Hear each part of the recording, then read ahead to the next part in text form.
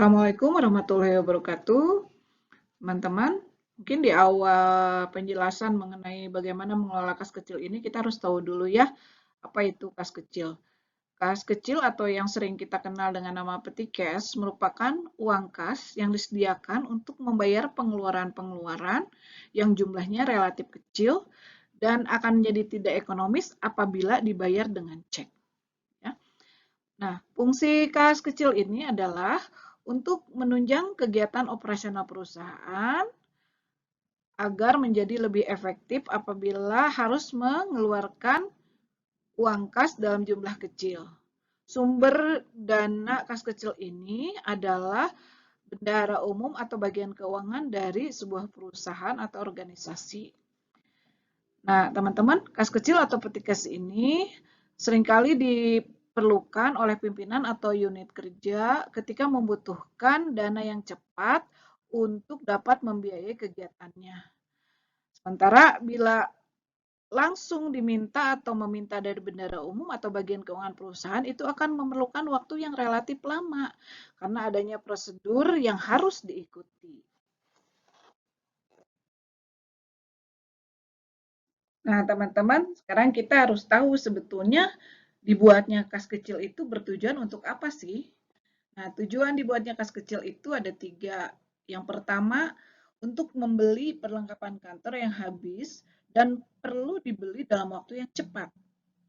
Yang kedua, mempercepat aktivitas perusahaan jika membutuhkan dana yang mendadak dan tidak terencana sebelumnya. Kas kecil dibuat juga untuk meringankan staf karyawan dalam memberikan pelayanan yang maksimal kepada pelanggan, termasuk relasi bisnis pimpinan. Pada pengelolaan kas kecil terdapat 2 metode atau 2 cara pencatatan, yaitu 1 metode dana tetap atau impress fund system, yang kedua adalah metode fluktuasi atau fluctuation fund system. Perbedaan dari keduanya ini terletak pada saldo kas kecil. Saldo kas kecil pada metode impress akan selalu tetap, sedangkan pada metode fluktuasi akan berubah-ubah sesuai dengan nominal uang yang diisikan kembali ke dalam kas kecil. Nah, untuk lebih jelasnya, mari kita lihat ilustrasi soal berikut ini. Di layar bisa kita lihat ada seorang pimpinan atau unit kerja melakukan beragam kegiatan yang perlu didanai dari anggaran kas kecil sebagai berikut. Itu ada beberapa tanggal di mana terdapat penggunaan dana kas kecil, yaitu mulai dari tanggal 1 Agustus, 3 Agustus, kebetulan 3 Agustus ini ada 2 transaksi, 4, 7, 8 Agustus, dan seterusnya sampai di akhir bulan Agustus. Nah, ini adalah kegiatan-kegiatan yang didanai dari anggaran kas kecil selama bulan Agustus. Nah, dari soal di atas, apabila seorang sekretaris atau pegawai administrasi diminta untuk membuat laporan kas kecil dengan ketentuan seperti ini, ditentukan dana tetap atau dana impres sebesar 10 juta rupiah per bulan. Kemudian diketahui saldo pada akhir bulan sebelumnya adalah Rp175.000. Nah, bagaimana langkah untuk membuat laporan ini pada bulan berikutnya atau pada bulan Agustus? Mari kita lihat. Bagaimana langkah penyusunan laporan kas kecil berdasarkan kasus contoh soal di atas? Langkah pertama adalah di akhir Juli, sekretaris mengajukan pengisian dana kembali untuk bulan Agustus. Nah, karena ditetapkan penyusunan laporan kas kecilnya menggunakan metode impress, maka di akhir Juli, sekretaris mengajukan dana sesuai dengan saldo yang ada di kas saat itu. Dicontohkan di soal, disebutkan di soal bahwa saldonya 175.000. Sementara dana impres ditetapkan setiap bulan itu 10 juta. Makanya yang diajukan adalah 10 juta dikurangi saldo yang ada, yaitu yang diajukan 9.825.000. Nah, setelah disetujui oleh pimpinan, dana ini diajukan ke bendahara umum atau pemegang kas umum di perusahaan tersebut, maka turunlah dana tersebut ke unit yang mengajukan. Nah, ini dicatatkan di dalam bukti pemasukan kas kecil. Ini dana yang dikeluarkan oleh pemegang kas umum di perusahaan tersebut. Makanya ini disebutkan di sini dari siapa? Dari bendahara, uang sejumlah berapa, untuk keperluan apa. Nah, ini diterima oleh sekretaris unit yang mengajukan. Kemudian dibayar oleh si bendahara umum ini, disetujui oleh pimpinan. Nah, ini langkah pertamanya. Ya, kita lanjut ke langkah berikut. Adalah membukukan transaksi-transaksi atau pengeluaran yang dilakukan selama bulan Agustus. Tadi di contoh soal disebutkan ada 15 atau 16 transaksi tadi di slide sebelumnya. Nah, ini tapi saya contohkan 2 transaksi saja bagaimana menuliskan transaksi ke dalam bukti pengeluaran kas kecil. Oh ya, ini di pojok kiri ada tulisan atau nomor kas keluar. Nah, ini ada kas keluar ya.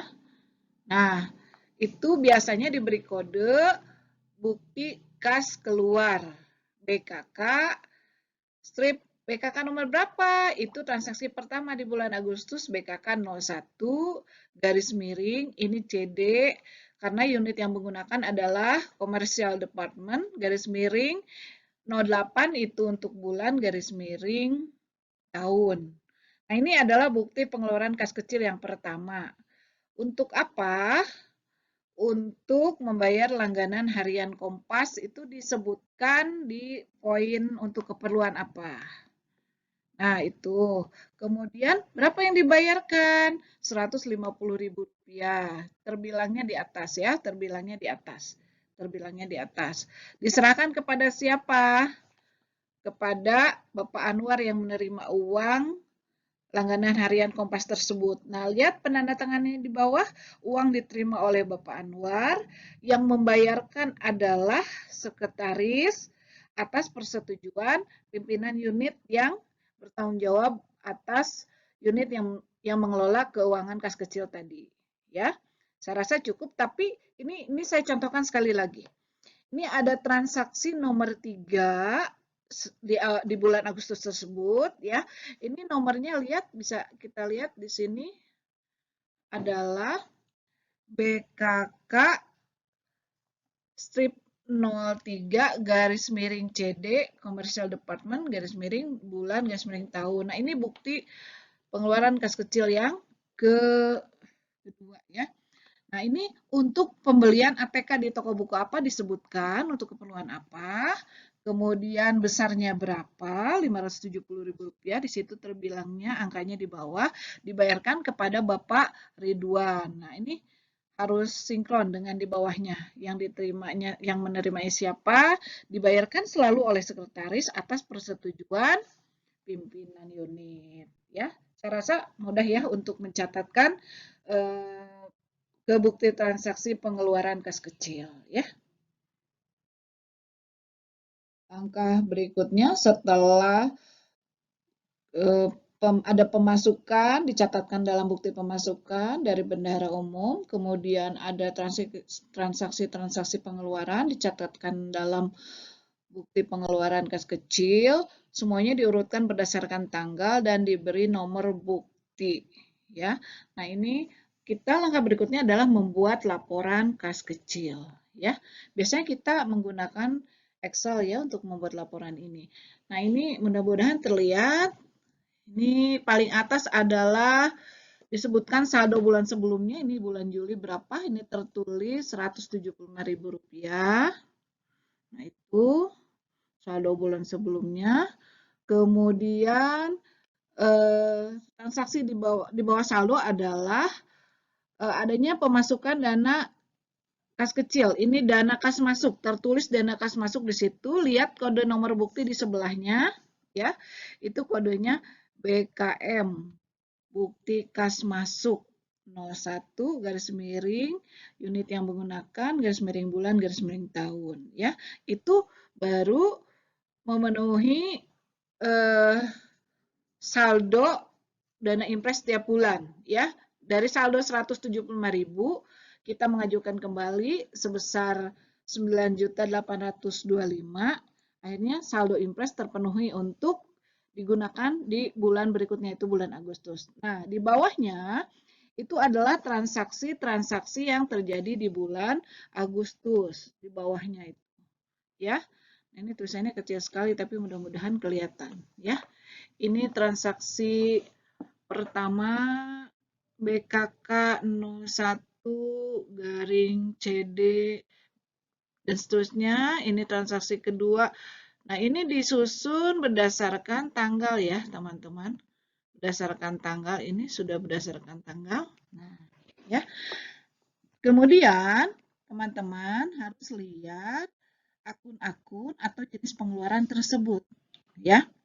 Misalkan di sini ada membeli ATK di toko buku aktif, ya.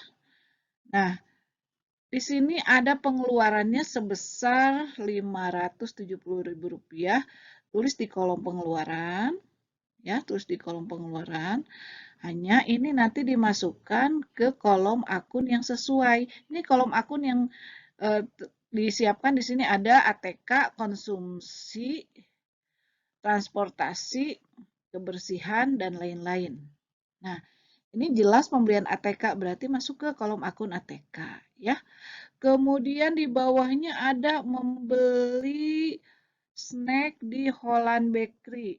Nah, ini udah jelas berarti jenisnya konsumsi. Tetap dituliskan di kolom pengeluaran, tapi dimasukkan, dicatatkan ke akun konsumsi.